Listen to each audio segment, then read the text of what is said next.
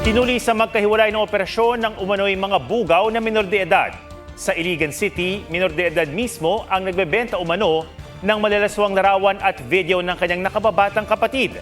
May spot report si James Paulo Yap ng GMA Regional TV. Hindi na nakapalag ang 17 taong gulang na babaeng iyan nang arestuhin ng mga pulis sa Iligan City. Ang babae, binugaw umano online ang sarili niyang kapatid na 14 anyos sa mga dayuhan. Naghatag siya og kaning mga video no na nagsugod na og strip dancing. Well, in fact no nag-show gyud no iyang igsuon.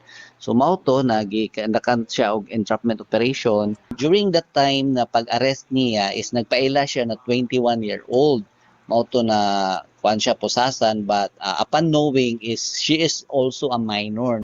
Na-recover din ang cellphone na ginamit umano ng babae na nagawa raw ibugaw ang kapatid dahil sa kahirapan. Nasa kustodiya na ng City Social Welfare and Development ang 14 anyos na biktima, habang nakumit na sa Children in Conflict with the Law o CICL Center ang kanyang ate. Sa Zamboanga City, tinarget din ang isang babaeng bugaw ng mga minor de edad. Pinipicturan ng bata na nakahubad tapos ipapadala sa customer niya kapalit ng kunting halaga lang ng pera.